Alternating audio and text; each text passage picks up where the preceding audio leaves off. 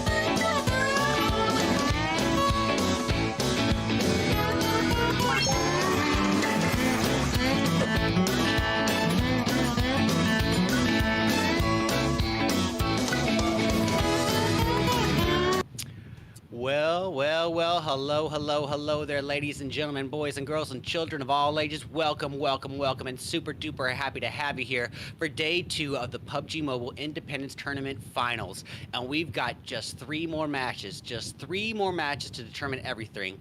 3 more matches of action, mayhem, and strategy coming your way. But first and foremost, for those of you who aren't quite acquainted as to who we are, I'm Red Eyes, your ever-lovable and adorably cuddly caster, bringing you that daily dosage of butt-kickery, tomfoolery, and all-around shenaniganism. And I am not alone today. I'm joined by my main man, Fuego. Go ahead and introduce yourself, buddy.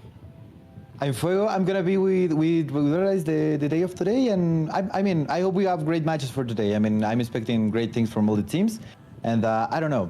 I'm just happy to be here. It's gonna be one of a match today. I think it's going to be a lot of fun. I think you're right. If anything from yesterday is going to be an indicator for us, we are due for some sick action today, some awesome utilities and everything. But as we said, guys, 3 rounds of action, mayhem, and strategy coming your way. We got an Erangel, a Miramar, and a Sanhok to determine everything. And those 6 matches from between today and yesterday will determine who is going to take home that $5,000 prize pool. But before we get too much into anything, we do have a special event that we would like to be announcing to you guys. So without further ado, let's go ahead and introduce you guys to the PUBG Mobile Campus Championship. We have got a $10,000 prize pool on this bad boy, ladies and gentlemen. And registration is already open September 1st through the 16th. And qualifiers are starting just 3 days after registration closes. They'll be running from September 19th through October 7th. So if you are enrolled in the campus and want to get involved in this, by all means, check out the PUBG Mobile information. Well, no time to waste, guys. Let's go have a look-see at the overall standings as they are. Oh, pardon me. Pardon me, guys. We're getting something from... Okay. Well, guys, actually, let's have a look-see at the map feed as we are going to be for today. As I said, we'll be starting things off with the very first map ever introduced into PUBG. I am, of course, talking about Erangel. This is the map that everyone should be most acquainted with. From there, we're going to be taking things to the wide-open deserts of Miramar, where that distant sniper-intensive combat is going to be all too present. And then we'll be finishing off the day as we close things in on that lush, condensed forest of Sanhok, the close-quarter combat specialty map. And then, that's that. Yeah, that's that. And I don't know why Red Eyes, but one of my favorite maps, it's Miramar. I don't know why, but I see the long shots. I'm so used to hearing Fuego's voice in the background from the production standpoint that I'm just like, oh, he's talking to me personally. And I think that he's just not talking to you guys. It's awesome to have you here as a co-caster, man. Yeah, Miramar is going to be a special one. You know, that is a very sniper-intensive map, very open. But for you, as we are starting things off now, we're going to be kicking things off with Erangel. Now, what needs to be said about Erangel? It's basically the off-bred love child of Sanhok and Miramar because it's the perfect middle ground between those two to extremes, which does leave it fairly reliant upon the flight path to determine what sort of early game we end up getting. And with that being said, we see the participants are absolutely blessed with this flight path, an almost perfectly central path, which is going to leave them with nothing but opportunities. They have all the choices to make here, nothing but a variety of options, which is absolutely ideal for them. Maybe a little bit less so for us, the viewer, just because they have so many jump options. It could mean a more passive early game for us. But you know what I always say, guys, is a more passive early game always directly translates to a more action-packed and climactic mid or end game. Right away, I am seeing some early jumpers. It looks like we got the Panthers jumping southeastbound, and they're going to be alongside Overhaul Esports. Further off to the north, we can see 19 Esports heading northwest alongside Puppeteer as well as Alter Esports. Looks like Alter and Puppeteer might be competing for the Gatka region. We see Holy, they're going to be dropping probably around the farm area, just on the outskirts or maybe just the edge of zone. We also can see members of One Shot heading over towards the ruins area, probably that northwestern range alongside the Wizards. That might be an altercation to keep an eye on. However, I'm also seeing, ooh, no time to waste, guys. We got Puppeteer, Fang already in the mix with eyes on 19 Esports Rivas, trying to take him out of the sky, trying to clip that bird before it can land, but no such luck.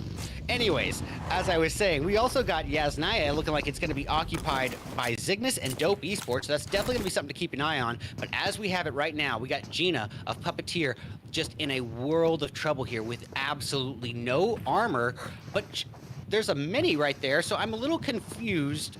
Okay, I'm guessing that she must already have a mini equipped and I just couldn't see it on her person. But we got Achilles here, ready and waiting, cooking up a utility, ready to rain down hellfire on his opponents in Puppeteer. Yeah, that's right, Vicky. I think Achilles is gonna make a great move right here. I mean Achilles and Tonka, I think are the guys that are near each of other, and I don't know. What can you tell me, Red Eyes? Well, I'll tell you this, buddy. 19 Esports has been a team that has really been confident pretty much throughout the entirety of these events, and they're one of the teams that really knows how to utilize the independent strategy, spreading out and then constricting on their opponent. However, right now we see Achilles taken down, bringing him down to a three-piece of Rivas, handles, and Tonka. And here we have it, guys. Puppeteer versus 19 Esports. Let's get it. That's exactly how the first shot from Rivas, I think, and Fang is trying to get another kill, but I don't know. It's kind of confusing, but I mean I see shots. That's what I like. Yes, exactly. You know, it's going to happen here one way or another. And here we have it. Tonka taken down at the hands of SGG, barely surviving it, but still coming out victorious with about 1/6 of his overall health. And good on you to Puppeteer, just wrecking into 19 Esports without losing anyone in the process. No time to waste, though, guys. It looks like we might even be getting an altercation here at Yasnaya, potentially between Dope Esports and the boys in Zygnus. So that's something to definitely keep an eye on. But however, guys, keep in mind we are working on a larger map here. Larger maps are going to be 2 out of the 3 maps that we're working with here. And while the players might seem like they're right on each other, there is a tiny, tiny bit of space between them. There's definitely a street dividing them, along with several houses splitting them up. So while they are very close, it has not erupted into an altercation just yet. We got Taliban ready and waiting, equipped with a DP-28 AK-47 combo, finding himself entirely reliant upon 7.62 ammo right now. I'm guessing that's probably more so out of necessity than preference. We got Mao ready and waiting with a UMP of his own, that close quarter combat monster, and it looks like he's going to be retreating backwards to reunite a little bit closer with his teammates, and completely understandable as to why, guys. Neither of these teams needs to be overly eager for an early altercation when they got so much riding on these 3 matches today.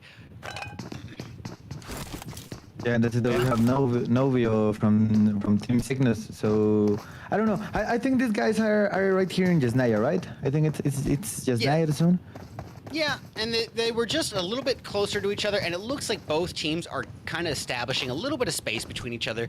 Dope utilizing a vehicle now, potentially about to pull a rotation into zone, and that's understandable, guys, because with this new zone shift, it's going to be favoring the southwestern portion of the map, which, unfortunately for our participants, has a good chunk of it occupied by water in this case, which is going to limit our players' options just a little bit more, which is good for us, the viewer, a little less ideal for the participants, but there is still plenty of compound cover and real estate to choose from. Yeah, it makes sense. I think I just said I think we're gonna have the first rotations, the same from Team Puppeteer. I'm not sure, but I think it's gonna come the first rotations. We have I don't know. I think from George Pool. I think the team from Wiz. I think it's called. Yep. We'll have to wait and see here. Yeah, from Wizards. Okay, the Wizards, gotcha, yeah. We got Dope Esports actually working their way in to zone from the northern end, but they might be running into the midst of Team Seal. Team Seal could catch eyes across the riverway if Dope does continue down that path. All the while, Puppeteer, a little bit spread out from one another, slightly spread out. We see our boy Fang here, vehicle in hand, just trying to get a little more properly looted. Same story can be said for his teammates. And guys, this is the point that I was trying to make a little earlier, is that yes, we are left with a little bit of downtime at the moment, a little bit of silence, a little pocket of in-between time, but that is to be expected on larger maps, and larger maps are 2 out of the 3 maps that we're working with today. And as I said while we were on the plane, guys, that means one thing and one thing only. If we are left with a more passive early game, in the case that happens, that's okay. It's a good trade-off, because all that means is that we're going to have a more intense middle or end game. So in my opinion, it's going to be worth the trade, but it's just a little bit of exercise of patience. And if yesterday was any telltale indicator, the first match of yesterday's finals, we did not have a single person taken down for the first 15 minutes, and 1996 is run over like a bowling pin by Zygnus Esports. Oh, pardon me, but Zygnus Esports ran over by Strangers BD. My apologies, everyone. That is going to bring Zygnus Esports down to Mao, Novio, and Taliban. 1996 is probably a little offended. My apologies, buddy. You are definitely a Zygnus member. Strangers BD just wrecking into him, driving up a vehicle for every member, doing the split man approach. Now that's going to come with obvious advantages and obvious disadvantages. The advantage is that you're not all going to be taken out in one spray from the opponent. The disadvantage is that, you know, if you are picked on, the odds of your teammates being able to help out in that situation become a bit slimmer. Yeah, and Novio is trying to play, I think, a little bit in ninja mode, so I don't know if it's gonna be a good idea to get the first shot. But I don't know, the other guy from Team Revenge, I think it's gonna try even to get a kill to track the other guys. And we have the first shot from Novio, and he gets a kill. He gets this, I think, and bolts. Yeah. All the while, his teammate Taliban getting a knock as well, and Novo is unrelentless. He is just he's about to rain down a little bit of hellfire here, trying to get a little bit of revenge on revenge. And does he get him? Yes, he does. It's actually Mao who finishes the job with the Scar L. Mao now dead set on another member of Strangers BD who's just trying to evacuate the scene here. Golden Boy just trying his best to escape the clutches of his opponents in Zygnus. And Volt X, his only teammate, is knocked. It is all riding on Golden Boy from this point on. So at this point, the name of the game for him needs to be placement and survival. He needs to dial things back from that aggressive approach to a very, very, very reserved approach, because he is all that remains now for Strangers BD. Yeah, makes sense. I mean, what can you tell from Dope? I mean, you were saying about the rotation, but what do you think they're gonna do? Are you saying Bope or Dope? Dope. Oh, Dope? So, yep. Well, currently, it looks like Dope has been hanging on the outskirts of that northern zone, northern portion of zone, just outside of the reaches of the safe zone for just a little bit of time. But here's the thing, is if they are going to end up trying to utilize that bridge to cross south into the safe zone, they could be in a bit of trouble, because Wizards and Ace of Spades are already occupying that northern territory and could leave them for an opportunity to gatekeep. And guys, just so we are clear as to the overall standings, currently Ace of Spades holds a heavy lead in first place with a total of 58 points. In second place, they're trailed behind, 11 points behind them is 19 Esports with 47 total points. And then there's a drop-off. Third place is Bope overall. They stand in the bronze right now with 31 points, but they're currently tied in total points with Overhaul, who holds fourth. So we got a pretty close altercation here between Overhaul and the Panthers, and One Shot, who holds 6th. exactly. And we'll be showing those scores on the screen soon. Oh. Yeah, I heard shots. Yeah. Yeah, I think Wizards. I think Leon. I think it's gonna be finished, by Altar Esports. And well, I don't want to rule them out too quickly, and that's why Kiki taken down at the hands of the Wizards. It's gonna be. Is that Taliban? Nope. It was Toby Bleen. And he's actually finished off right there and then. That is currently bringing Altar Esports down to currently a 3-person team. It looks like they'll probably be able to get that revive on Kiki without too much of an issue, but currently it's riding on Rei, Lei, and Killa to provide the overwatch and cover fire while that revive is being put off. All the while, SGG, who's responsible for half of the team's kills for Puppeteer, we saw them dominate 19 Esports at the beginning of the match. He caught a little bit of an eye on Altar Esports, provided a little bit of warning fire, and then decided to fall back a little further. All the while, his teammate getting a knock on an Altar member, so this is probably going to change up the standpoint for Puppeteer. I think this could lead to a push or at least an advancement into their personal space. All the while, we saw a member from Dope driving on by. It looks like Fang might even hang back and do some overwatch here as his teammates creep closer. We see SGG cooking up a nade, trying to rain a little bit of hellfire down on his opponent's Altar. Does not look like that quite connected the way he was hoping. Yeah, that's right. I think Fang is gonna try to move a little bit because I think he has been discovered. I think maybe it's not the time to be so much to take that risk. I think. Well, yeah. I mean, keep in mind though, while Puppeteer is a full 4-person team and they are doing very strong right now in terms of kills. Puppeteer in general is, let's see where they're standing. They are currently holding 7th place overall, tied with 6th and 8th place at 20 points, and 9th place, all tied at 20 points. Oh, there it is, a takedown on Mickey Mouse by Legend of Bope Esports, and this is exactly what Bope needs. As they currently hold 3rd place, they have a potential for a comeback here. They have a potential to climb that ranks and acquire that silver, maybe even a gold by the end of the day, guys, because 3 matches is all that's determined this standing so far. And we still have a whole 3 more to go. So each match is going to count heavily. Oh, that's a member of Zygnus Esports, Novio, driving right on through the cluster of Team Seal, as well as the Wizards.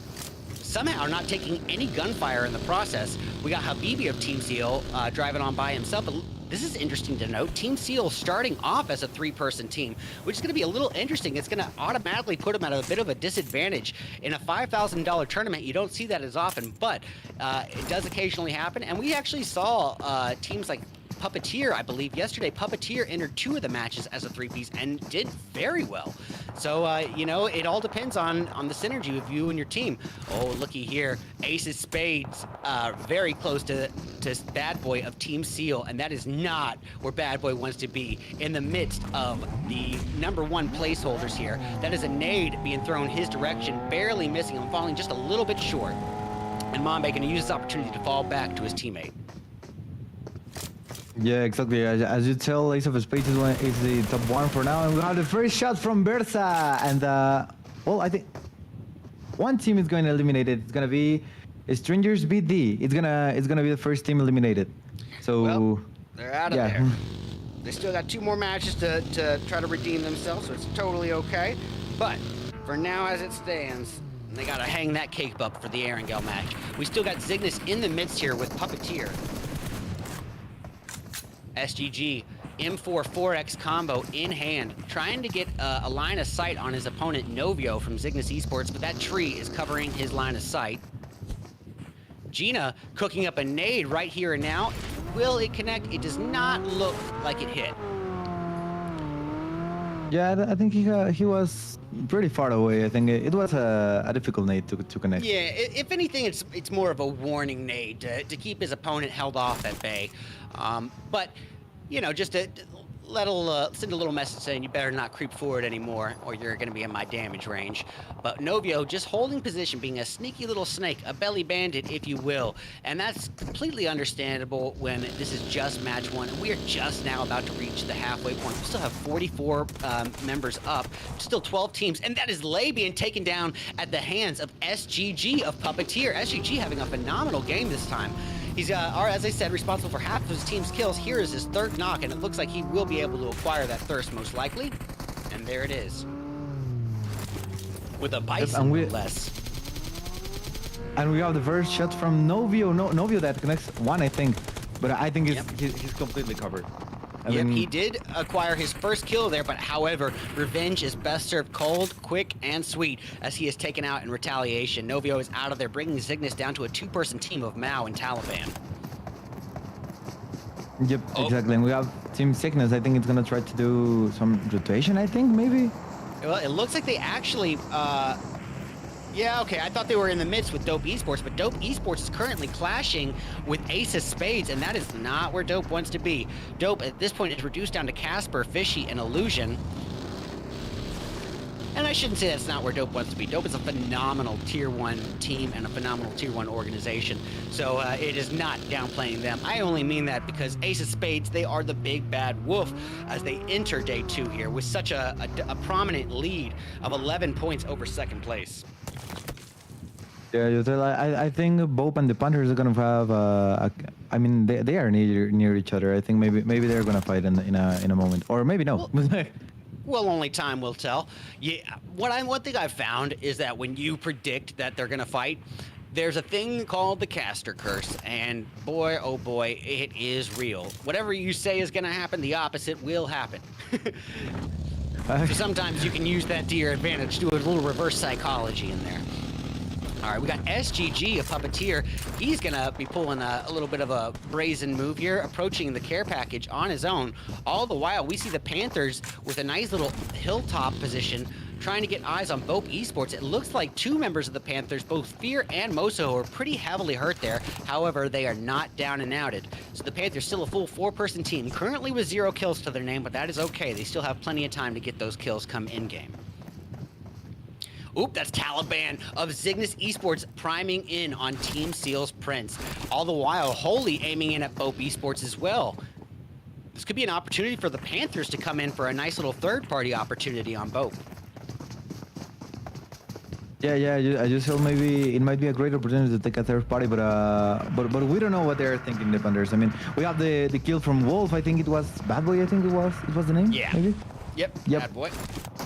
And we have the first we don't know kill, what they're thinking, and that's a great point because our participants do not have this map view showing all their opponents like we do, guys. So hindsight is 20/20 for them, but we have that little advantage. So yes, it does seem like the obvious play for us, the viewer, might not be so obvious for the participant.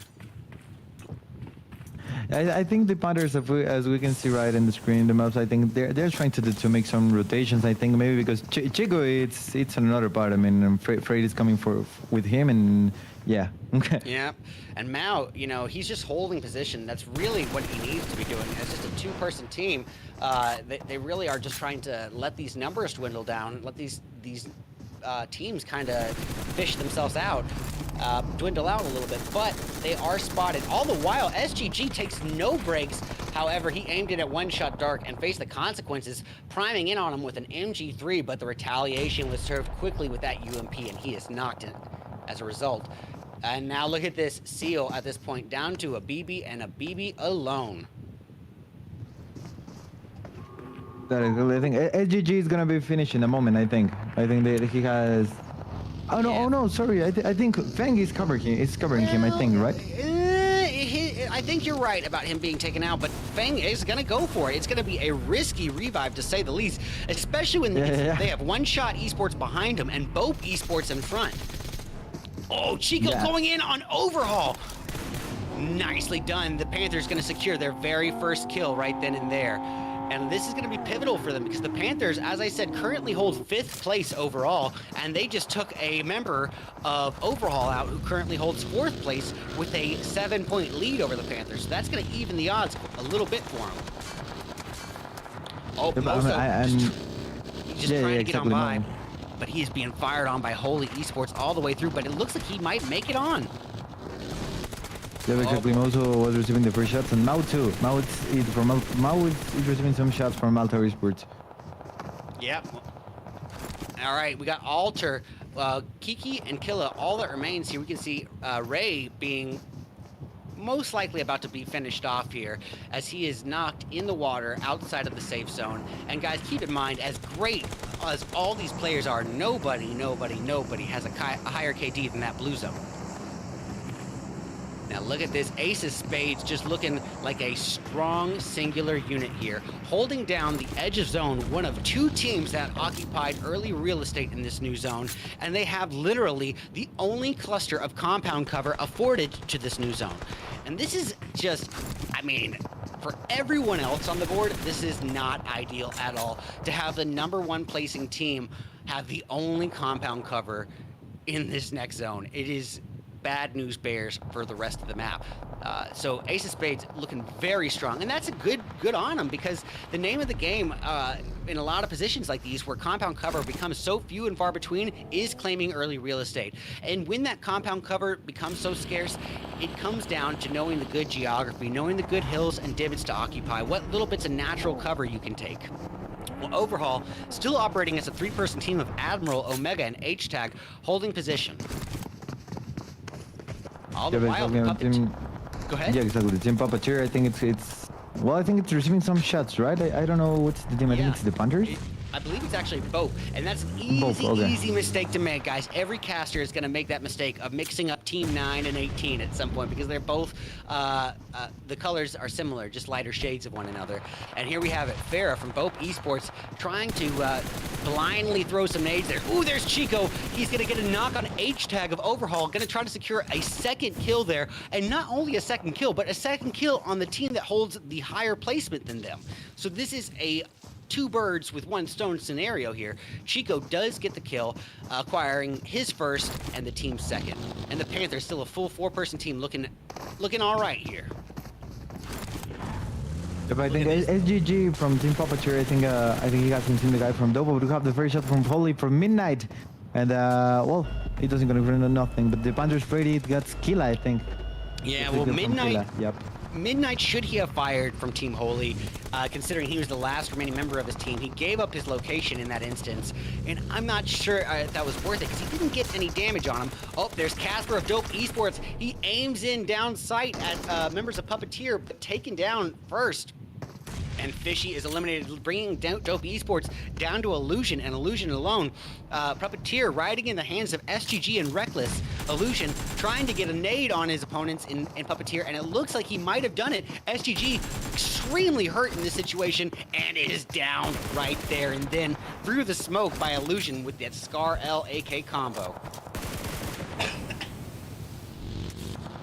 Illusion is gonna try to revive his teammate, and we have Reckless from Team Puppeteer that is gonna try the same too, to revive his teammate, to revive SGG. Are they gonna be trading revives this close to one another? Reckless has a real opportunity here, and he knows it. He's gonna make it rain Hellfire, and Casper takes him right on down. Talk about bad karma. Casper getting a taste of life, thinking he's back in the mix, and then just a second later being eliminated. But Illusion eliminated right then and there at the hands of Reckless, and Puppeteer just looking so dominant right now with 12 kills to their name, and Reckless on his own holding 6 kills. I think we see our MVP for match 1 already.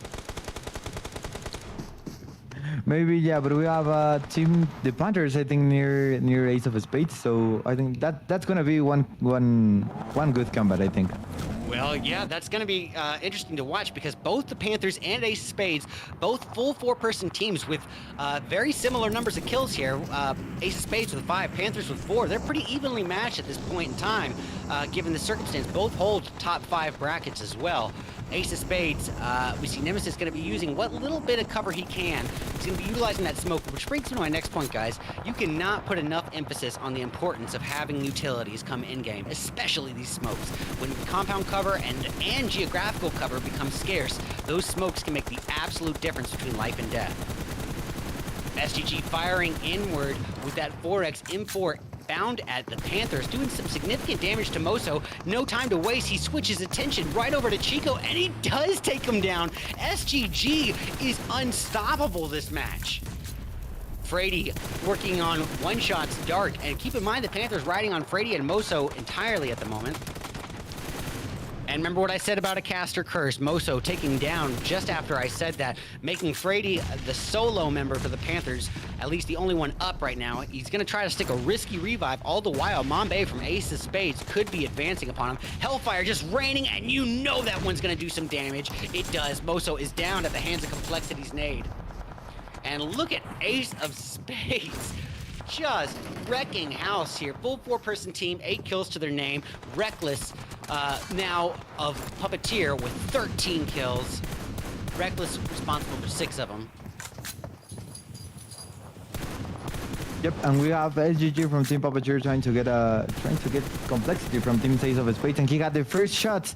Okay, wow. I think that was gonna be a knockout. I think I was pretty sure it was too. Yeah. And I think that the issue is that SGG wasn't sure if his shots were hitting. He might not have gotten a headshot there in that case. Nemesis with a nice takedown on Flash God of 1 shot. This is going to be an interesting opportunity for Ace of Spades, and Versa is knocked to retaliation at the hands of SGG, and he's quickly thirsted to follow. SGG wastes no time aiming in at another member of Ace of Spades, doing some significant damage to Complexity, taking him down to below half health, and Nemesis is downed. Oh my goodness, between Reckless and SGG, these guys are just dominating house. You don't often see a 2-piece play on the all-out aggressive like that, but guys, at this point, we're in a 2v1 Overhaul versus Puppeteer, and this is gonna be real interesting to watch. Can Omega come through with a clutch? I think Omega's gonna have the. It's gonna be a difficult one, but I think Omega maybe might get it. I mean, he has a good position, and yeah. Yeah, it's a tough one to say because it is a 1v2. These kind of comebacks do happen, but currently as it stands, Puppeteer does have the number advantage, the gun advantage, and just. They can gain numerous angles on Omega, and that puts him at a real rough spot here. Luckily for Omega, he does have that little bit of vehicle cover here. However, unfortunately for him, he is still currently just a hair outside the zone. So it's going to be a tough one to see. It looks like he's going to be trying to put down a little bit of smoke cover. But, pardon me, I withdraw my previous statement. It's going to be a molly. He's taking a stab in the dark at the location of Puppeteer, and look, just eliminated right there and then. Great effort on his end. Great effort on Overhaul's end. But boy, oh boy, did Puppeteer dominate this match with 18 kills between 3 players.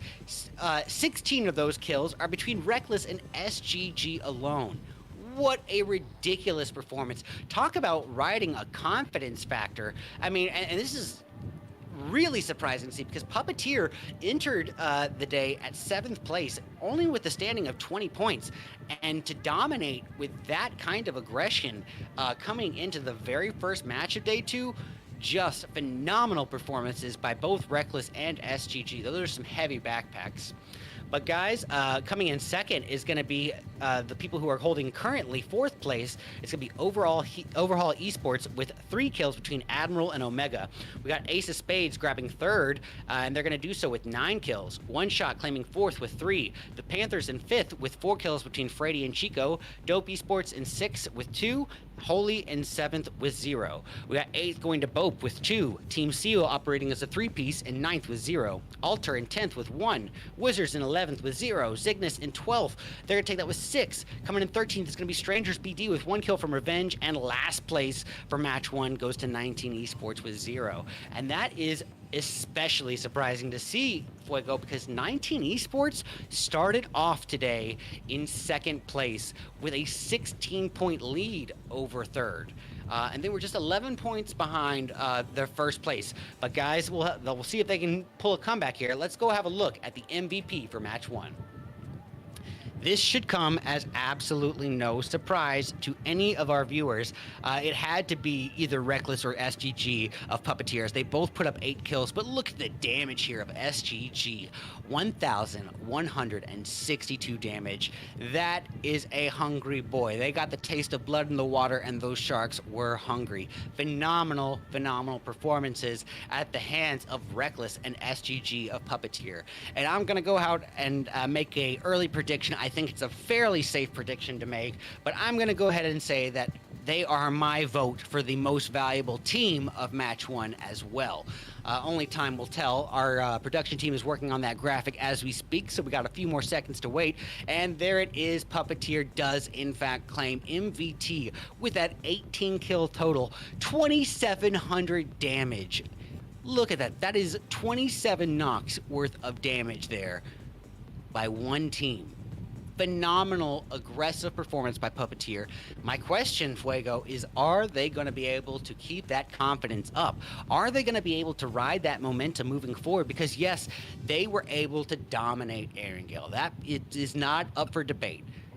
Puppeteer absolutely dominated Erangel, but you know what? That's the one and only Erangel that we get for the day.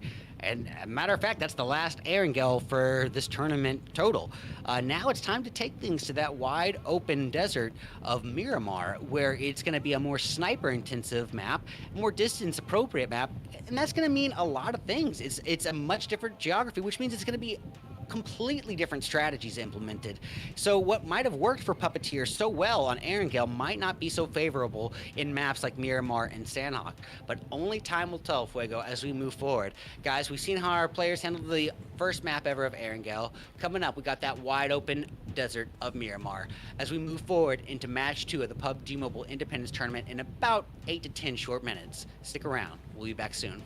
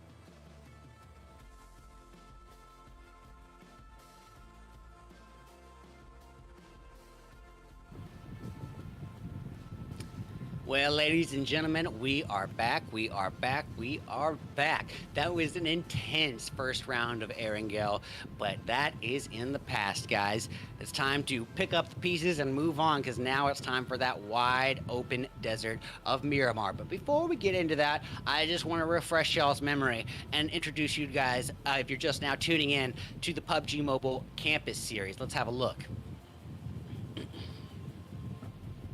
Let's have a look. Well, here we have it. So guys, the PUBG Mobile Campus Championship of North America, it is going to be coming to you guys September 19th through October 7th. We'll be holding the qualifiers. Registration is going to be open from September 1st to the 16th. And guys, we got a $10,000 prize pool on this bad boy.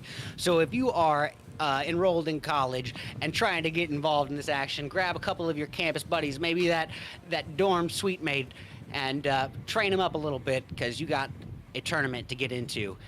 I hope to see you guys all there for sure. It's going to be intense. Well, let's have a look at the overall scores as they currently stand after match 1.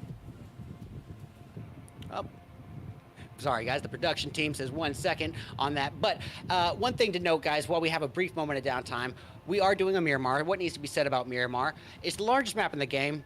It's the largest map that we got in the game. So right away, you know, the odds of two teams landing next to each other is going to be a little bit slimmer. I know there might be some sticklers in chat saying, hey, Erangel is also an 8x8 map, but that includes Erangel's huge bodies of water. So realistically, this is the largest map that we're working with. So the odds of two teams landing is a bit slimmer, but it's also the most open map, meaning the odds of you being sniped from 300 meters away is just exponentially higher. And the third and final thing I want to say about Miramar is that it's so large of a map that it finds itself almost entirely reliant upon the flight path to determine what sort of early game we end up getting. And the participants are left with a fairly central flight path. It's not perfectly central, but it's close enough to leave them with a ton of compound dropping options. Right away, we can see some early jumpers. We got Strangers BD jumping eastbound, looking like they're going to occupy the Campo Militar area or just below it.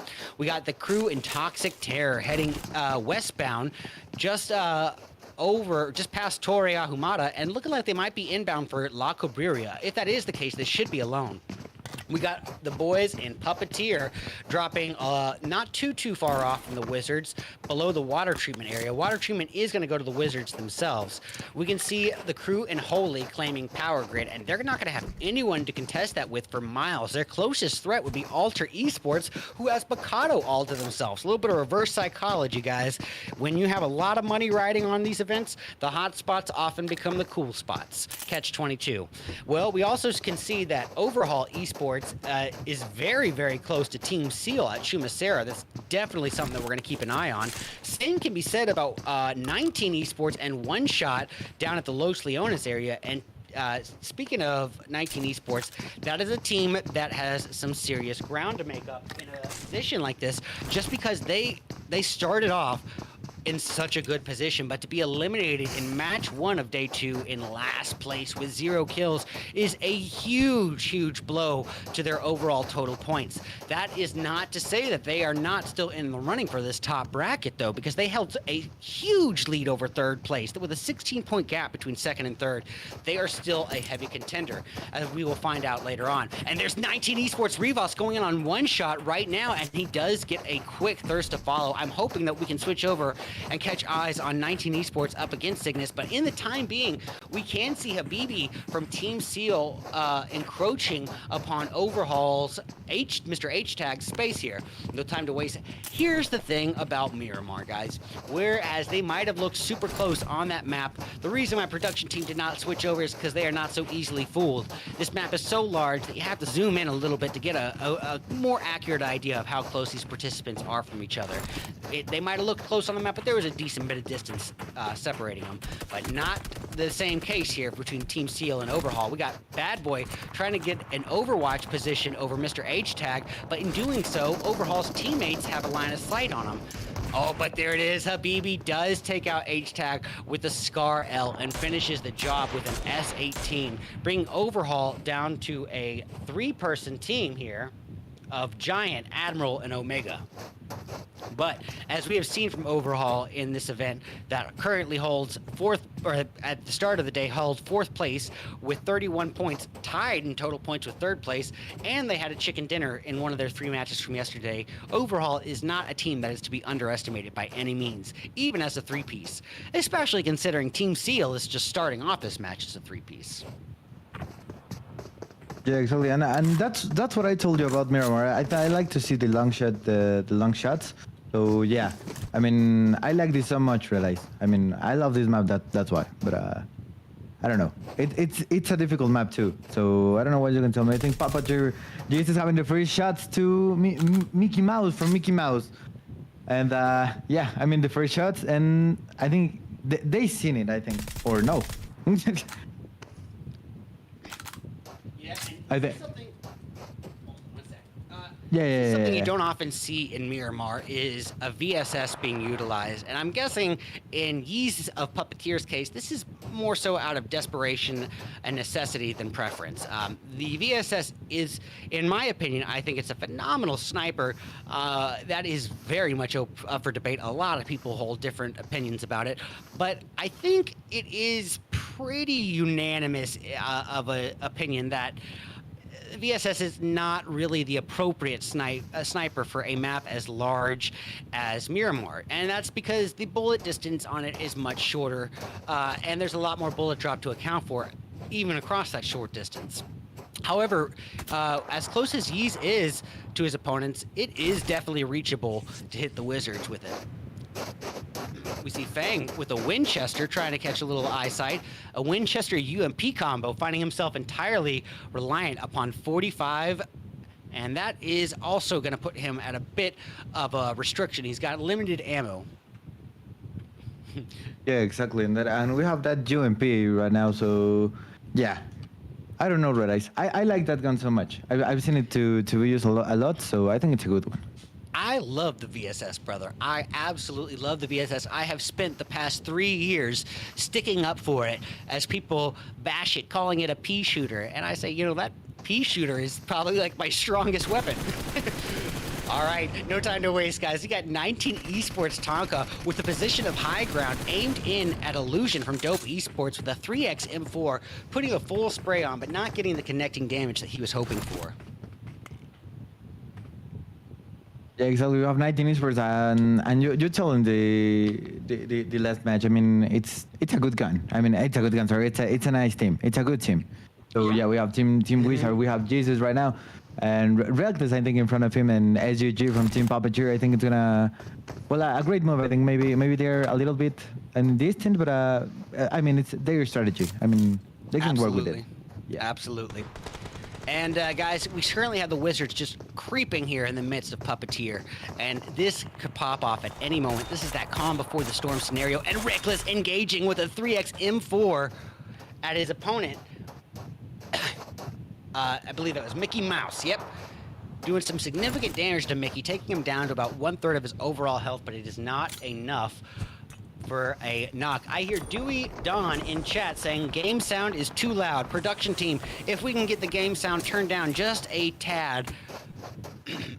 All right, SGG of Puppeteer is down at the same time as Reckless. This is huge. This is absolutely huge because Reckless and SGG were the 2 top performing members of Puppeteer last match with 16 kills between those 2 players, and with them being taken down, this is an opportunity.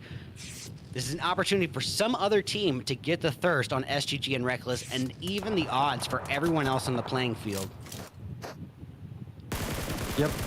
Yeah, and Giz have one shot on team Wizards. I mean, that was a long shot. I really like that shot. That was a long shot. It was a good shot, yeah. Yeah.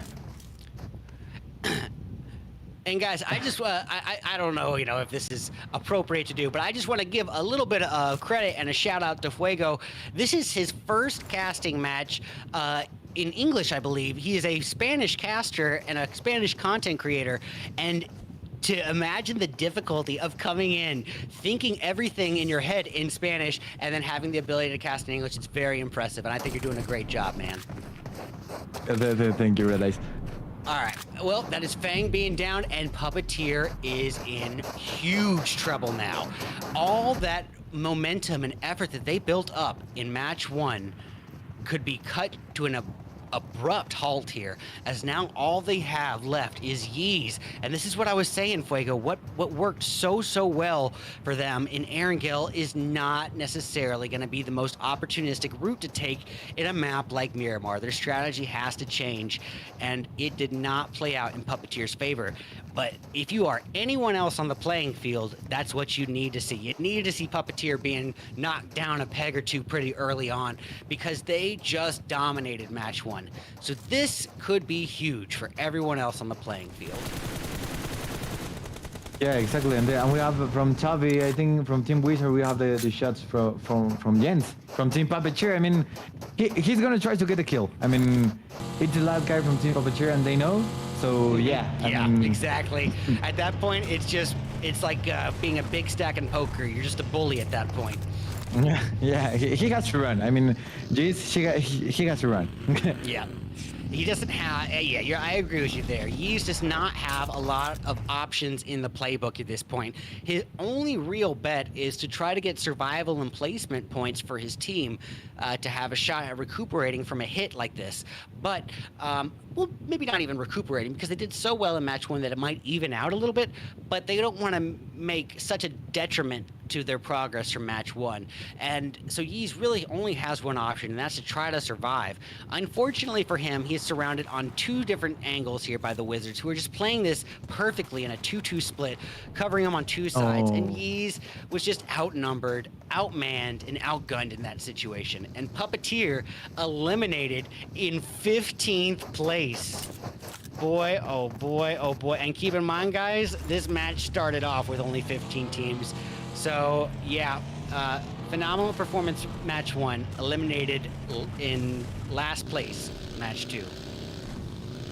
Yes, exactly. As you said before, I mean, Erangel has worked for Puppeteer, but the strategy is not the same in Miramar. So yeah, maybe it's some different strategy. But yeah, we have now Ace of Spades complexity. I mean,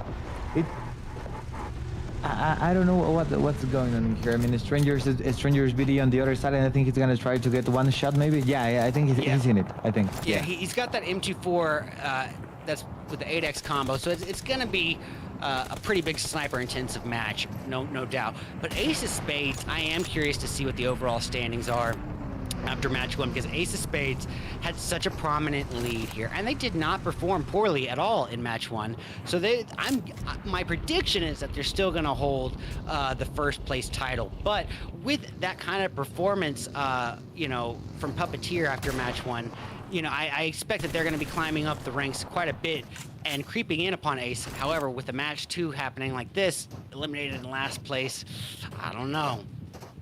Oh, Strangers BD. We got G9 here with a M249 at the ready. Revenge with an M249 of his own. And he is playing it a little bit safe. He's a sneaky little desert snake. Exactly. I don't know why, but that gun that has Revenge, that LMG, and I like that so much. When I play, I try to pick that one. Because I'm not good at the shot, so, I mean, having 150 bullets, it's good for me. Yeah. I am the exact same way, brother. Everyone likes to hate on those LMGs, but if it weren't for LMGs, I wonder if I would ever get kills at all. Yeah, exactly. Complexity with that 8x M24. He is trying to catch a line of sight on Volt or any of the Strangers boys, but they are utilizing that hill cover in their favor and not affording him that luxury. Complexity is trying to get that kill, but it's gonna be a hard one. It's gonna be a tough one, but I mean, he's trying to, and I think it. Tell me. Yeah, I think you're right. Like, it's a valiant effort, is what I think you're trying to say. Yeah, it's a good effort. Yeah. But my issue with it is, as you're saying, it is a tough one to take. But even if he does get the knock, the odds of him being able to secure a thirst from that kind of distance when his opponents, the Strangers, have that kind of hill cover, it's going to be a lot slimmer of odds to be able to secure that thirst, in my opinion. So I don't know if that fight is worth taking on at that point, but that all varies on a case-by-case basis. Yeah, as you said, and I think we're not seeing that kind of big rotations. I think maybe just Team Wizards is a little bit of. Oh no, okay, yeah. I mean the circle just have closed. I think I think it's the center part. Maybe I don't know. I don't. Yeah. I like that lower, circle, but yeah. I think, yeah, I see what you're saying. The Wizards are trying to pull, kind of a slower rotation into zone. They're hanging back at the edge of dead zone, by far the farthest team out from this new shift. But that comes with a certain advantage and a certain disadvantage. And I think the advantage does not outweigh the disadvantage in this case. The advantage is that when they work their way in, they might be able to get a general idea of where their opponents are in front of them, especially if they are being shot inbound at. But the problem is that in a map like Miramar, where compound cover can be so few and far between, claiming real estate early can be a very important factor. Early rotations can make a lot of difference, and so Wizards could find themselves at a position where all the good spots are primarily occupied already at that point, which might force them into an earlier altercation. But only time will tell. I am catching eyes on Overhaul in the midst of Zygnus. We saw Admiral of Overhaul Esports a bit spread out from his teammate Omega, and he is just swimming in a pool of Zygnus members. And this, speaking of obvious advantages and obvious disadvantages, Overhaul has the advantage of not being able to be taken out all at once by Zygnus. But in the case that Admiral is spotted, Omega is going to be not able to provide a lot of help, is my prediction. Mao is awfully close to Admiral. Admiral perched, ready and waiting with that UMP-45 in hand, that close quarter combat monster.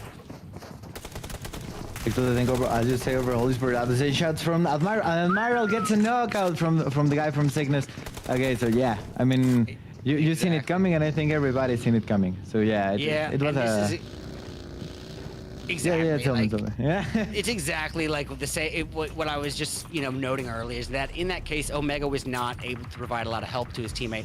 But no time to waste, guys. We got to get eyes on the altercation here between both Esports and Holy. We got Sosa trying to catch eyes on Farah with that UMP-45 combo. Gonna utilize that punch glitch to mute his footsteps. And look, Omega as the last member just wrecking into Ebo Z-God.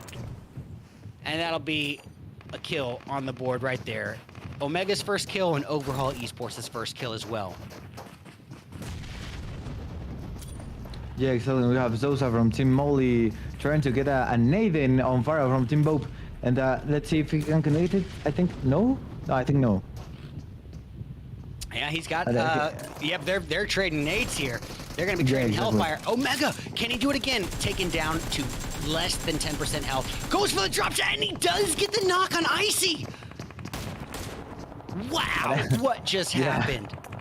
That was a nice one. I wasn't expecting that. Talk about an underdog story. Omega upsetting the odds.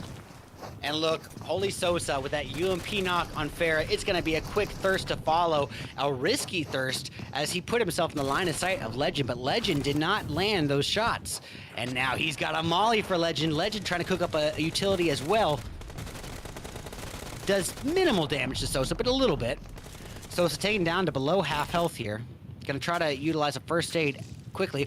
Oh my goodness, guys. Overhaul Esports eliminated in 14th place. This is an absolute turnaround of events, guys. Overhaul was 4th place overall at the start of the day. This is a real change in the tides from day one. So, Fuego, what do you think about this guy's name? Yeah, I mean, in the production, I was thinking like, okay, this guy copied my name, but I mean, he's a good guy in the game, so maybe yeah, the name is the right one, you know. He's on fire. He's Fuego. And we got a shot from Fuego, but no, Fuego gets knocked by Team Holy. But no, it was I would like to see close. Fuego playing a little bit more. Yeah. But Mitsuki with that takedown. And it's going to be a quick thirst. And Fuego, that fire has been put out. Exactly, Fuego is gonna take up, but okay, we have Chico receiving some shot. I mean, his whole life, and he have Jason from Team Wizard on the other side. I think maybe. Yeah, he's sandwiched between Wizards and Altar. I think. Is that? Yeah, is I that think correct? he's covered. Yep, yes, and Jason from Team Wizards, and Well, not we have the sandwich, shot but- from. Nice. Golden Boy in an unfortunate turn of events, just wrecked with a vehicle explosion by a member of the Wizards.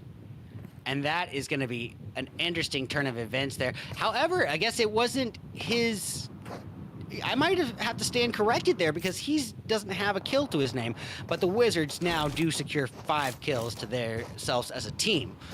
All right, we got Midnight of Team Holy in pretty close proximity to what remains of Bope Esports, which at this point is down to the 2-person team of Legend and Nicro. Chico of the Panthers does get, a takedown on a member of Alter Esports, Lay. That's going to leave things in the hands of Ray and Kiki. Because I think Hole is gonna try to go for the. I mean, Midnight. He's gonna try to go for the kills. I mean, maybe for more points or something. But I mean, it was a hard shot. I mean, It's a hard shot and a tough call to make because Yeah. time is of the essence. You want that kill, but in doing so, if his teammates, encroach upon Midnight, it could put him in a pretty risky position. But he does get the knock, and he's going to try to evacuate. And now Bope Esports eliminated. This is monumental, you guys. Bope Esports held 3rd place overall at the start of the day. That means 19 Esports having a rough go in match 1. Bope Esports having a rough go in match 2. Overhaul Esports having a rough go in match 2. It's 2nd, 3rd place, and 4th place with a run of bad luck come day 2. No time to waste for the Wizards.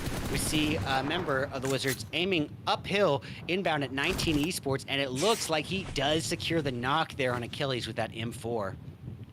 yeah, that's the Dope Esports goes eliminated on 11 position. So yeah, I mean, great work from Dope Esports.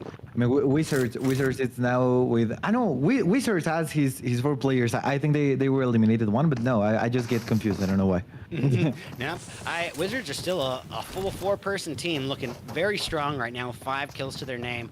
No time to waste. We actually might have something in the mix here between members of Toxic Terror. We got Dogwater encroaching upon the personal space of Team Seal here. He's got Habibi and Daddy right in front of him, and it looks like he's taking a little bit of third-party damage from Zygnus Esports from behind, all the while nades raining down from Team Seal, and does get the knock on Dogwater, leaving Icy alone for Toxic Terror, and he is just picked right off there. Yeah, so we have Freddy taking another kill and taking the other one. Freddy taking Wolf and taking Flash, guys. I mean, it was great kill from Freddy. Yeah, that was the Panthers stalking their prey in Flash God and just picking them off. However, the Panthers at this point down to Moso and Freddy. It looks like Freddy will be able to get the revive on his fallen teammate. All the while, I withdraw my previous statement. Freddy and Chico are up, and they will be able to get the revive on Moso, bringing them back to a 3-person team. Only Fierce has been eliminated. My apologies to the Panthers. All right, we got Ace of Spades Versa doing some significant damage there to Mao of Zygnus as he just tries to get a revive on Taliban, but he does get the knock beforehand, leaving all in the hands of 1996, trying to put some risky revives in there. Good, and the Panthers is gonna have another combat soon. So yeah, the Panthers. I mean, he has to get cover and he has to get ready for those kills. We have the first shot from Wizards. Wizards is trying to get 1 kill. I mean, he doesn't get the knock, but I mean, he's saying we are here. Don't come here. Yeah.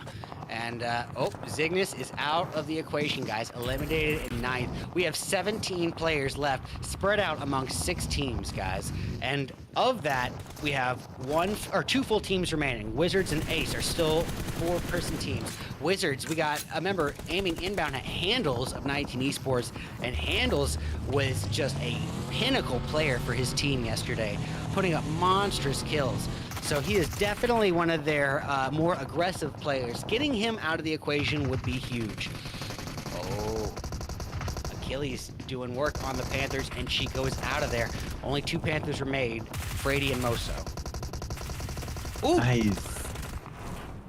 Nice kill from Freddy, but Freddy takes no. The third party. Ace heard those shots, and like sharks in the water, they smelled blood and came in for a perfectly timed third party. Yes, exactly. The third party. I don't know. I have no words for this. I mean, it was, yeah. It all happened so fast-paced come in game. Guys, we're down to our final 4 teams. We got Ace of Spades, Wizards, 19 Esports, and One Shot. It's a 4v4v 3v1 to end round 2.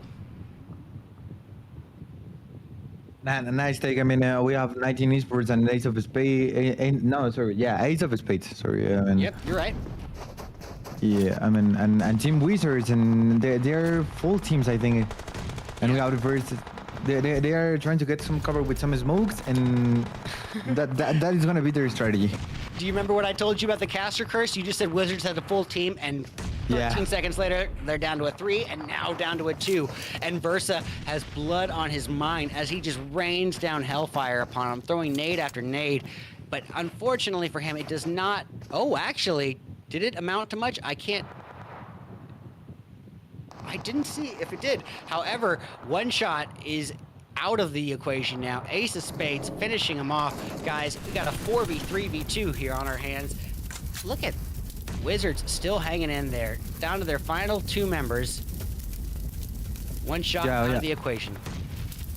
Yeah, exactly. Jesus and the other one from Wizards. I don't know how to say his name, but yeah, we have the shots from Wizard, and 19 Esports, I think, gets one of Ace of Spades, I think.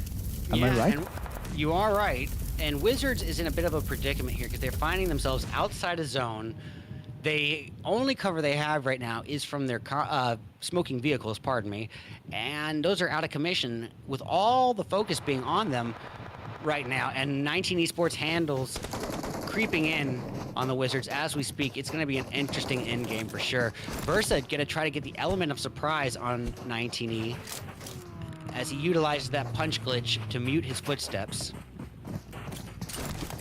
Yeah, exactly. I think we have Burst. I think he's gonna try to do the push with his teammate, but I mean, it's gonna be a hard one to Rivas. We have the shot from Wizard to 19 Esports, but no, he's out of the zone. No. Well, Nemesis trying to provide a little bit of overwatch and cover fire for his teammates as Complexity is revived, but in the process, Mombay is down. Ace of Spades still a 3-person team with 11 kills to their name, looking extremely strong as a unit. And look at that, ladies and gentlemen. If there was ever a team that the player board did not want to win, it was going to be Ace of Spades. Everyone on the playing field in this tournament did not want Ace of Spades to win, but boy, oh boy, did they dominate. 13 kills to their name, 2,126 damage. So that means that not only are they, phenomenal at acquiring their kills, that means that they played aggressive for the entirety of that match. To get 2,100 damage is just monstrous performance. What are your thoughts, Fuego? Oh, no time to waste. The production team says it's time to get into the MVP of match 2. Well, as this should come as no surprise to our viewers, it's going to be a member of Ace of Spades taking that title. It's going to be Versa with 7 kills and 821 damage to his name. Now, what does this tell me? 7 kills, 821 damage. That means that most of the altercations that Versa took on, he was able to finish the job. Not just getting the knock, but acquiring the thirst most of the time as well. So he's an efficient person with his damage. Yeah, exactly. I mean, Bursa, it was a tough guy to be defeated, but yeah, I mean, 7 kills. Sure. Yeah, nice. That's definitely, you could tell he sort of found his momentum come that second half of the match. A little bit of a slower start in the first maybe 10 minutes, but towards that latter 20, you could tell he started to find his momentum, find his comfort, and just really play on the all-out aggressiveness. And that is why Ace of Spades is also going to be taking the MVT, Most Valuable Team Award, with 2,126 damage. 13 kills to their name. 2 of those kills came from nades. Esports. Phenomenal performance by Ace of Spades. Wizards going to hold second with 7. 19 Esports holding third with 10. One Shot in fourth with 0, and Team Seal with 5. Guys, let's have a quick comparison here. 19 Esports, who got the third place position, versus Wizards, who held second. Look at the damage comparison. 19 Esports with 3 more kills and considerably more damage, about 700 more damage, 3 more assists, and 1 more grenade kill. 19 Esports definitely playing a little bit more aggressive than the Wizards, but that is not to say that the Wizards were coming in with a passive strategy by any means. 7 kills is not passive. But as it stands, that is the comparison. Well, guys, we have seen how our participants handled the first map of Erangel, the wide open desert of Miramar. We only got one thing left, one match to determine everything. We're going to take things to the lush condensed forest of Sanhok as we come back to you guys in about 8 minutes with round 3, the third and final round of the PUBG Mobile Independence Tournament. Be back soon.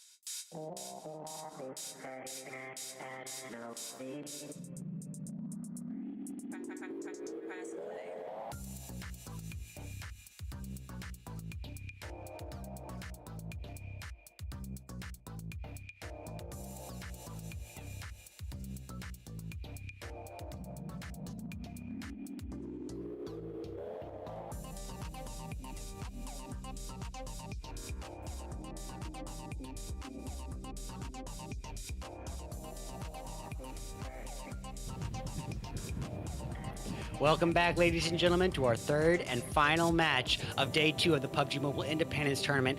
Fuego went in the back and put on a little bit of foundation and just came back looking so different. We got DK here for the very last match. Huge shout out to Fuego for filling in. You did awesome, buddy. But guys, we have no time to waste. Let's go ahead and take another look at the PUBG Mobile Campus Series. Yeah, Fuego's a legend. I just have to say that. He is. Production, casting, there's nothing he can't do. We got the PUBG Mobile Campus Championship coming your way, guys. Registration is already open. It's going to be open from now until September 16th. And then starting 3 days afterwards, just a short 3 days after, we're going to be getting into qualifiers from September 19th to October 7th. And guys, there's a $10,000 prize pool on this bad boy. So if you're in college, go grab your suite mate, go grab your dorm mate, train them up, and get involved. But no time to waste, guys. We're going to go ahead and get into the overall standings, and here it is. Ace of Spades with a huge lead of 106 over 19 Esports' second place with 67, third place held by Puppeteer with 27. We'll get more into it as it goes on, but we are already in it, our third match of Sanhok. So DK, you know my spiel. What needs to be said about Sanhok? It's the smallest map that we're going to be working with, meaning that the odds of two teams landing next to each other is just automatically going to be higher. It's also the most condensed map, meaning the most lush in vegetation. There's more natural cover to take, more grass to hide inside, and trees and boulders to hide behind. And with it being the smallest map, the flight path is not as important. You can get pretty much anywhere you want just by deploying your chute early enough. And it looks like we might even be getting some early altercations. I can see it looks like Strangers BD and Bope are both dropping at Camp Bravo, and yep, here we have it. Legend already equipped with the AK-47. Ooh, this is what we want to see, right? Bope already, they've locked in that one winner chicken dinner. Up comes Legend, and down they go. G9 rather stepping up, just fighting that spray down. But now it's up to Fuego, not the same Fuego, but the other Fuego, right? The Fuego to step up and bring in a bit of devastation on towards Strangers DB. And all the while, off in the distance, we got Puppeteer working in on 19 Esports, and with Fang getting Achilles, Tonka being taken down as well at the hands of Reckless.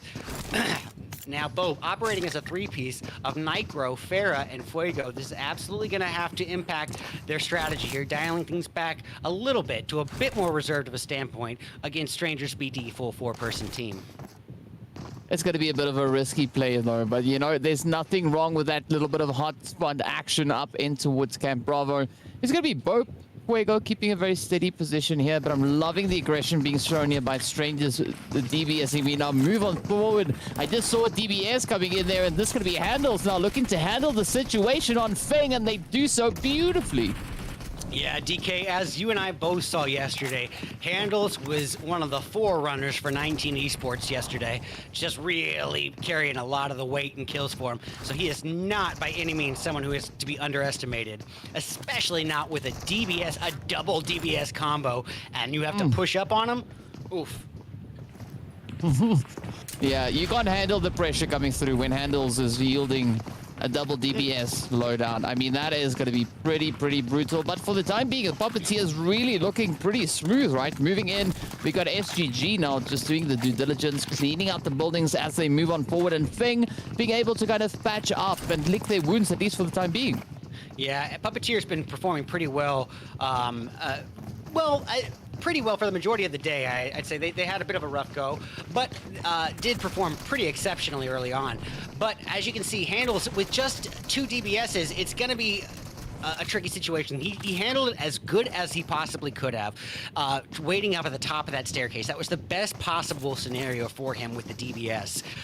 He didn't have a lot of opportunity for range attack. So I agree with what he did. Unfortunately, in that situation, he was just outnumbered, outmanned, and outgunned. But, I mean, there's going to be a lot of opportunities for that to kind of continue to be the trend across the board, right? We did also see Rivas bring in quite a bit of domination in yesterday's plays, right? Just looking so phenomenal. But now, with 19 Esports being reduced down to 1, they've not really had that opportunity to replicate the effort, at least not now in Sanhok. But who knows? Maybe with Rivas just running around on this western side, they could find a little bit of a safe haven. Yeah, 19 Esports is a tricky situation when it comes to the finals of this tournament. They performed so well yesterday, and I mean so well. With a 16-point lead over third place, they held silver with a strong positioning, and then eliminated in last place on day 2. Just a huge hit to them, and now being reduced down to 1 remaining member in match 3 this early on, it really kind of evened out all that momentum that they acquired after day 1. Yeah, it's a little bit of a sting, I would say, at the end of the day there. But of course, you know, it's still going to be that opportunity. It's still 19 Esports sitting up in that second position, still holding on to a 14-point lead. And what's quite surprising to see is, like, they're the only team in the top 4 that does not have a winner chicken dinner, right? Aces of Spades already with those 2, Puppeteers with 1, and overall also sitting with 1 winner chicken dinner each. Yeah, and you know, as I said, Ace of Spades just. Let's give them credit to where credit is due, because I know you weren't able to see it, DK, but last match, Ace of Spades didn't, last match, pardon me, 19 Esports wasn't able to quite hold the ground, but we'll see if they can come back from it. Ace of Spades still holding an 11-point lead after having a rough match today, still able to acquire another victory, though, and now they hold a total of 58 points in comparison to they held a total of 58 points at the start of the day, still holding a pretty strong lead there at the beginning of match 3. My apologies, guys. I'm looking at some old graphics here. I just noticed. I was like, wait, what about this is not adding up? And I'm like, well, just sound confident in it because you're looking at it. No, it's an old graphic. My apologies, guys. But yeah, Ace of Spades having kind of a mixed bag, but really did perform so exceptionally well on day 1 that they had a bit of cushioning coming into day 2. I mean, they laid down the foundations to just, you know, take it a little bit more easier today, not being too worried about where that point situation is going to be taking them. And of course, we can see them situated all the way down to that far southern edge of the zone towards Bantai. So I'm expecting to see a bit of a botations. We can see them now starting to get themselves mobilized. But yeah, I mean, there's still quite a few exciting plays here at hand. Yeah, and currently as it stands, guys, as we can see on the map, there's a tiny spread, which, you know, it is less common on Sanhok. You know, this is the more that CQC map, especially when you consider this zone right now with almost half of it being occupied by water. The fact that we have a spread is uncommon, but it does happen from time to time. And as the same case with match 1 and 2, a more passive early game only means a more action-packed and climactic mid-end game. Same case, same story. But as we can see, we got the Puppeteers working their way out of the dead zone northbound. They're going to be trying to come in from the southbound portion of zone. And if they work their way in, their best bet is going to be that left bridge there, that western coast bridge, because otherwise they're going to be running into an immediate threat of Overhaul Esports.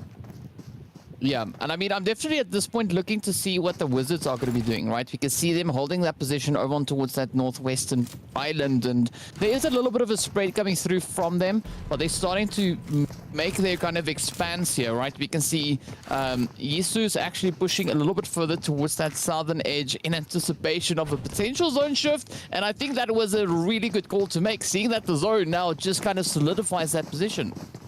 Yeah, I agree with that. I'm going to go check in on the last person from 19 Esports. Yeah, Rivas is doing exactly what I thought he did, which brings me to my next point, guys.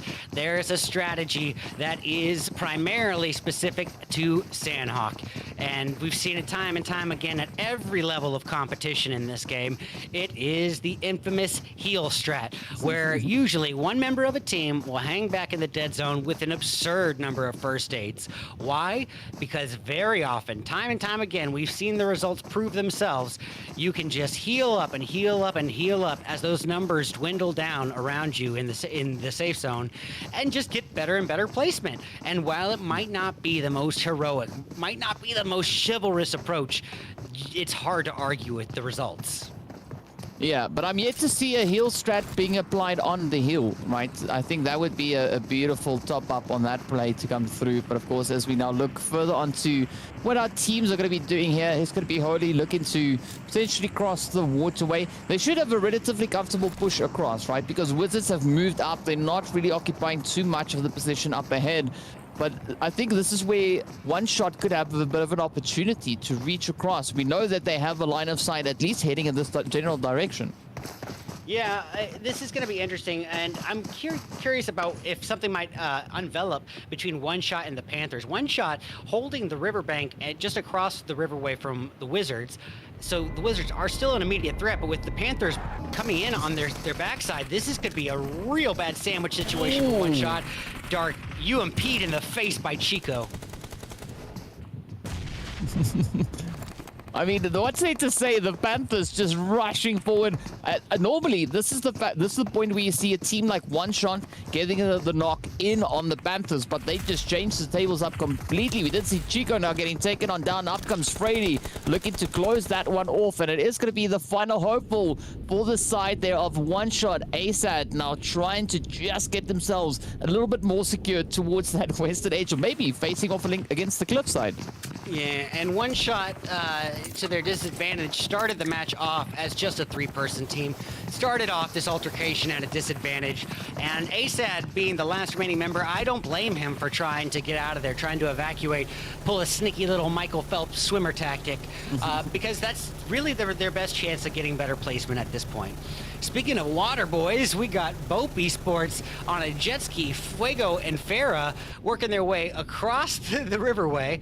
It looks like their teammate Nicro has faced a bit more of a gruesome fate as Revenge is trying to come in and secure a thirst.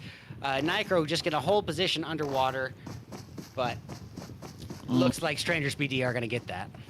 I almost felt a really bad diving joke coming through here, but then I realized, well, I can't really make it anymore because, you know, it's already happened. But here we go now. It is going to be ASAD there from One Shot, just trying to get themselves still into some form of a position, but they are going to be pressurized by Wizards here, as we can see Bob now just trying to lay waste to them. Unfortunately, not succeeding in finding those shots, but it's going to be the players there from Bope now reduced by one more player. I'd got to give Wizards credit. I may have seen incorrectly there, but it looks like ASAD when ASAD was shot upon, he was still underwater. So if that is the case, that was a phenomenal guess on that player of the Wizards and pretty good prediction on his location. But again, that could be a spectator glitch. We've seen that occasionally. Well, guys, the zone has shifted, and now it is a huge relief to the participants as it has kind of steered its way backward onto land, out of the water. Granted, there is still a considerable portion of water occupying zone. It's nowhere near as bad as it was before. So it is going to leave our participants on that leftern portion of the river in a pretty strong position. Not really a lot of need to rotate. Yeah, but I mean, looking at what that zone has brought now, right, it's still looking quite favorable for the Wizards. And looking at the point situation coming into this match, right, Wizards only 7 points behind overall, so there's not a lot separating that 4th to 6th position. But the players here from Team Seal are going to be feeling the pressure as it is Aces of Spades just rushing on forward.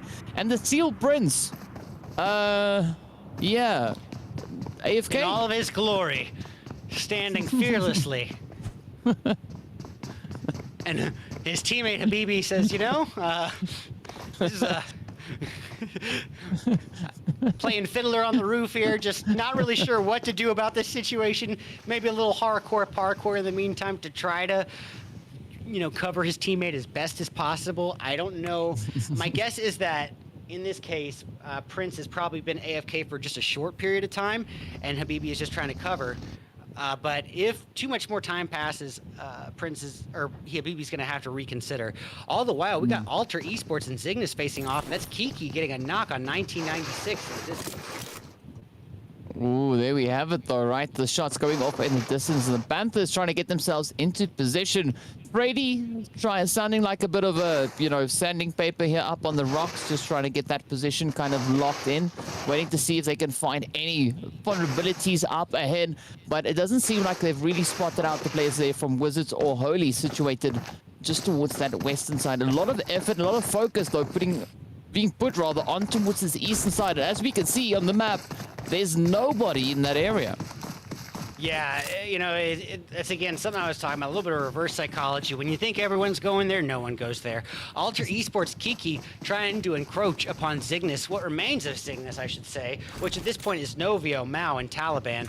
We got Mao trying to utilize a nade here. Kiki trying to do the same here. They're going to be trading Hellfire. Ooh, but this is a push, right? Alter Esports still in position. They still have their players, but a very spread out angle being held here by them. Not quite sure whether or not Kiki is going to be able to succeed in taking this one on, but they do have some form of reinforcement coming in. The nades getting sent across, not finding the necessary damage, but that is not going to bother Kiki. Kiki will instead break the door down and look for another entry point to find.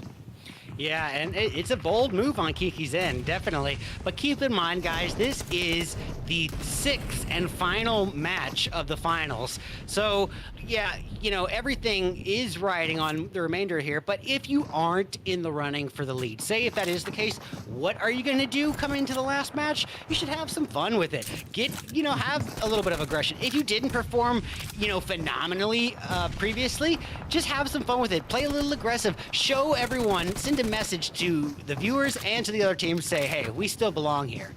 And oh boy, Puppeteer in quite a conundrum. Reckless is the last remaining member up. SGG and Fang are down. Yeah, and this is an important play, especially for Overall, right? They come in just trailing behind by 6 points, and if Overall succeed in just toppling the players here from Puppeteers, this could be enough for them to then potentially move up into that 3rd position.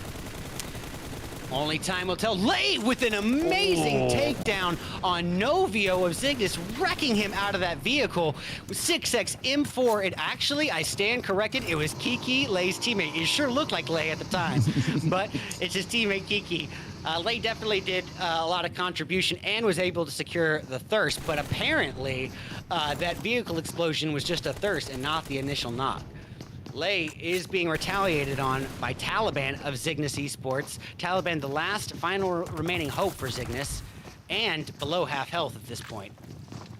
Opting for a quick little bit of a patch up here with those meds, but it's not going to be sufficient as the rush will come through. Also looking to close it up. Up comes Kiki, and that is squeaky clean as the players from Alter Esports lock in yet another elimination. And now, of course, Aces of Spades, our team kind of leading the efforts here, just perched up high and enjoying the sun. Yeah, and if you're Ace of Spades, what should be the main goal right now? I don't think that you need, if I was Ace of Spades personally, I would say let's dial things back on this last match and not give the other participants even the chance of a comeback. Let's secure some good placement points here, even if it isn't too kill intensive. But even as I say that, we see Mombay, the IGL of Ace of Spades, wrecking in-house. All the while Versa scoping downward at members of Team Seal. Ace of Spades still 4 kills to their name, looking strong. Full 4-person team, even dialed back a little bit, are still some of the top aggressors on the map. I mean, you couldn't have asked for a more perfect shot. That was absolutely phenomenal. I sincerely thought that was going to be a lucky narrow escape. But I mean, Mumbai just dialed it in, just let it down, and off they go, locked in the elimination. But now the next challenge is going to be coming towards this phase, right? Having them to reposition themselves. As you can see already, quite a bit of an elevated terrain being in play here. Yeah. And guys, we are coming down to that crunch time. We are approaching the 17.5 minutes in. We're about to reach the in-game part where it's all going down. It's that final calm before the storm. Currently, as it stands, there is a little bit of space between teams, but with it being such a small map, altercations are still bound to happen. As we see Overhaul scoping in 6x M4. aimed in at members of Ace of Spades. Oh, all the while, Frady from the Panthers getting a nice takedown on Midnight through the window. However, revenge is being served on Chico and Moso, his teammates. FPP mode, a man after my own heart. Going in, and he does get him! Boy, those Panthers know how to stalk their prey and just wrecked house on Holy. Holy put up a good fight there, but ultimately the Panthers coming out victorious. Holy eliminated in 8th place. We are fighting tooth and nail to the very, very end. Absolutely glorious run coming in. But of course, as we jump forward, right, 7 teams remain and only 4 teams have been able to secure themselves into the zone. It's going to be Ace of Spades, followed up by the players from the side of the Overhaul Esports on the opposite end. But look at that. Versa tries to reach across, but Mr. Hashtag says, no, you won't, and gets the knock in. Yeah, they were trading bullet for bullet there for a second, but H-Tag says, I think I got this, and just his aim was just a little more accurate. Nicely done by Overhaul.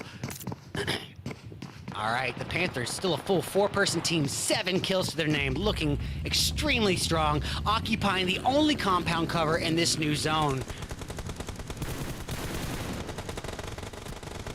Ooh!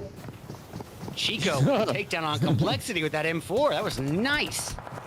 Yeah, that was quite the spray coming in there, but of course Ace of Spades still trying to get themselves in contention here, trying to push in, but there's going to be Nemesis now having to face off against the Nemesis. Yes, the mollies come through. Frady, we saw already being pretty proficient with those sprays, now rushing in for yet another opportunity. Out comes a native jump shot, and down they go. Nice. Catching Mambe mid-air. The Panthers just so strong on this Sanhok match.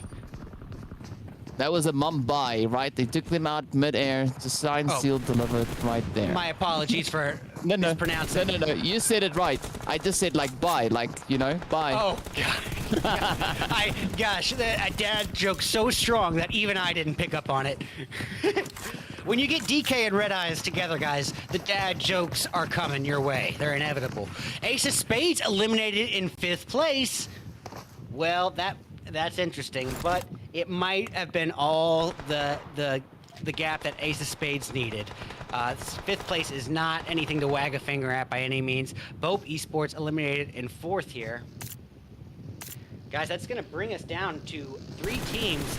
It's a 4v1v1. If the Panthers lose this, it would be a huge upset at this point. Omega just clicked.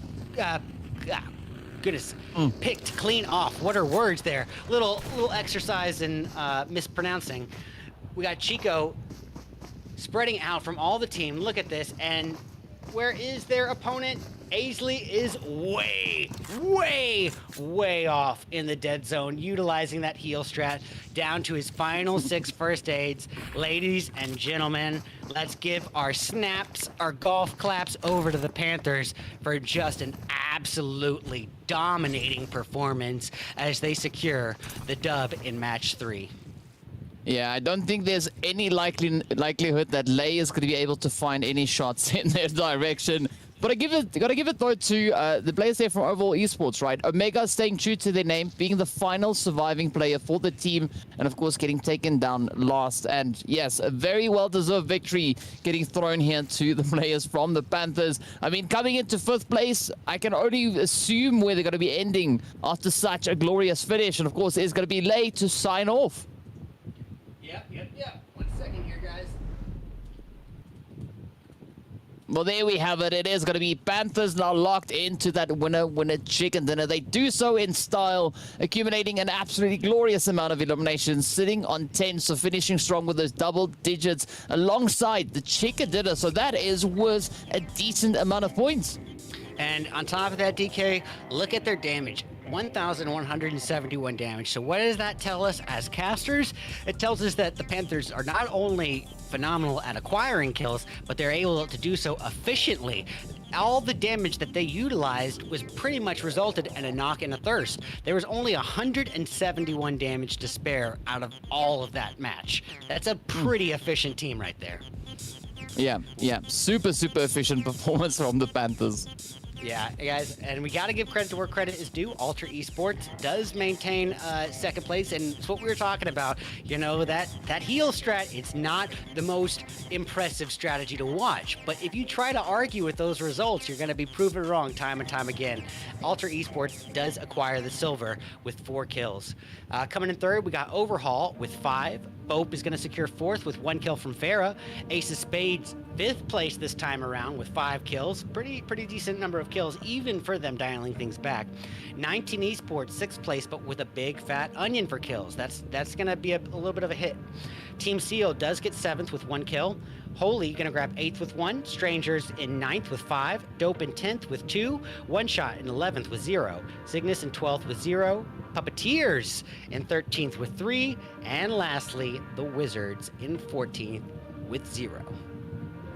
No time to waste, guys. Let's have a look-see at the MVP for round 3. Well, it is one of the Panthers after all.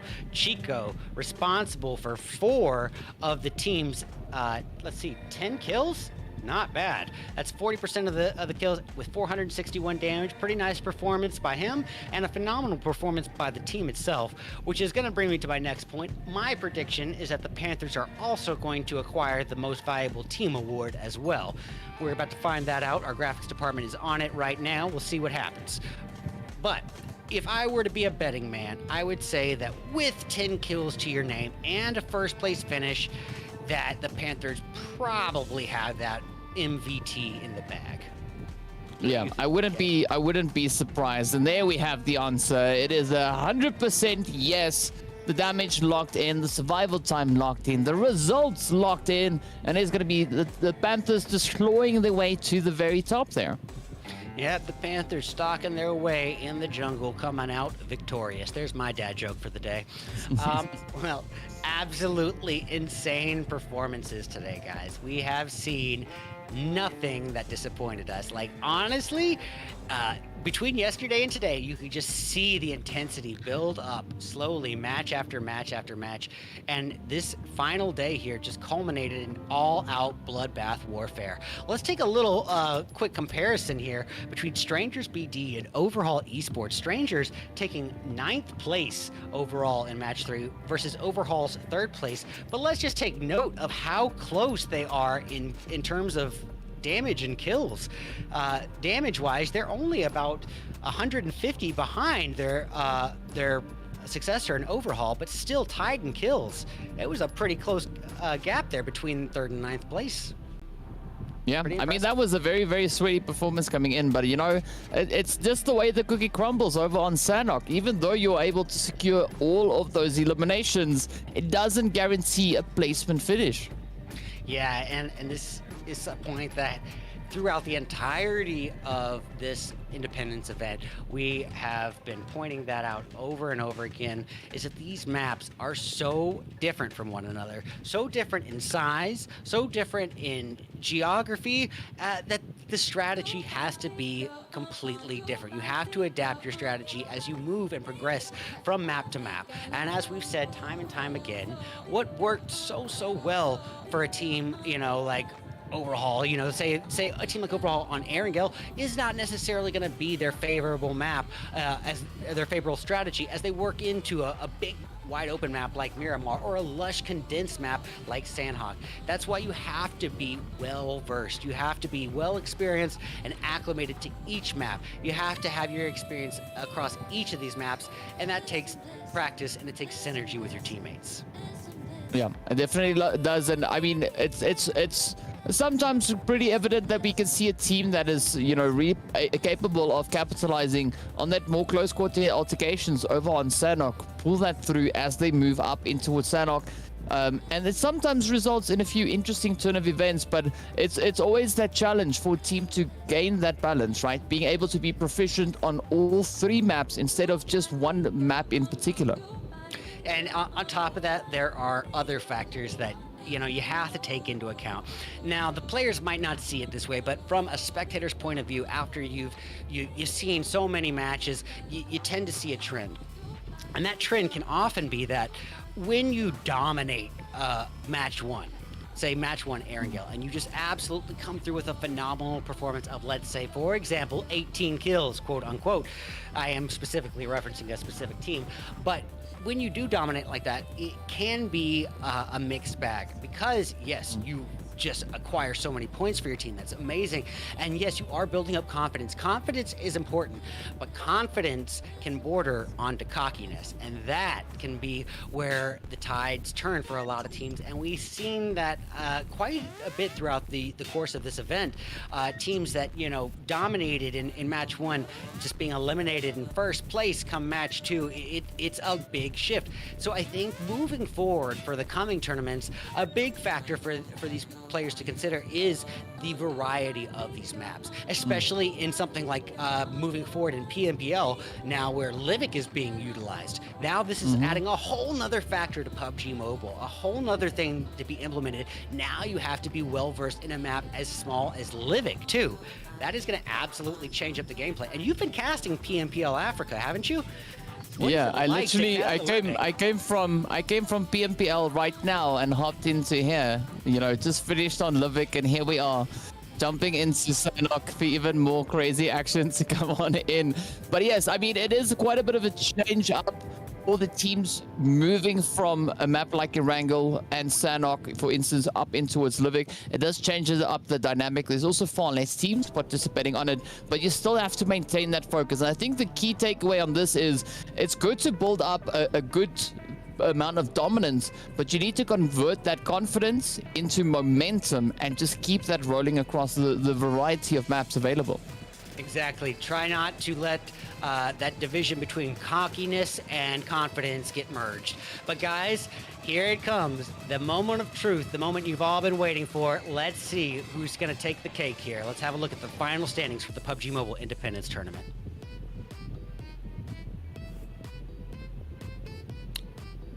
Well, ladies and gentlemen, in a huge lead. Wow. Ace of Spades taking first place, taking that gold medal home with some room to spare, to say the least, as they're going to be taking first place with an almost 50-point gap lead over second place. When you consider that second place only has 71 points total, a 51-point lead over second place is astronomical. Huge props to Ace of Spades for a phenomenal performance throughout the course of this event. And let's give credit to where credit is due. 19 Esports does acquire the silver medal with 71 points. And look at this, trailing at their heels, just barely behind them, is the Panthers, just 4 points behind with 67 total points. And just barely at their tails is Overhaul with 62 points. Coming in 5th, Puppeteer, 56. And as you can see, guys, I just noticed it there, right? So there's 4 points difference, then 5 points difference, then 6 points difference coming in. But I love the fact that the Panthers and Overall were capable of just jumping ahead of Puppeteers. And another point I would like to make is in favor of 19 Esports. Look at the fact that they were able to maintain second place, and they are the only team in the top 6 bracket that did not secure a single victory. And they just held the lead over Panthers, Overhaul, Puppeteer, and Bope. So big props to 19E. Yeah, I mean, that speaks a lot about the capability of the team, right? To being in the presence of all the other winner chicken dinners and still being able to step up, perform, keep that contention going. You know, a lot of respect going out there to 19 Esports. A lot of respect going out to all these teams. You know, when you get to a level of competition that's this high, there are no bad teams. There are teams who are eliminated in last place who would walk circles around the tier 2 bracket all day. So you know what, guys, it has just been a thrill to watch this elevated level of gameplay from map to map to map. It has just been a blast. And that right there is going to be the conclusion to the PUBG Mobile Independence Tournament.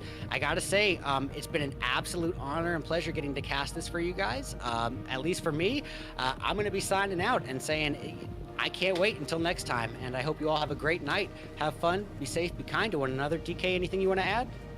No, I'd just like to echo exactly what you said. It's been such an honor to be able to cast these events. And thank you for everyone that made this possible. And of course, a big thank you going out to all the players and the viewers. You guys are absolute legends, and cannot wait to see you all back again. All right, guys. Until next time, this was the PUBG Mobile Independence Tournament. See you around next time.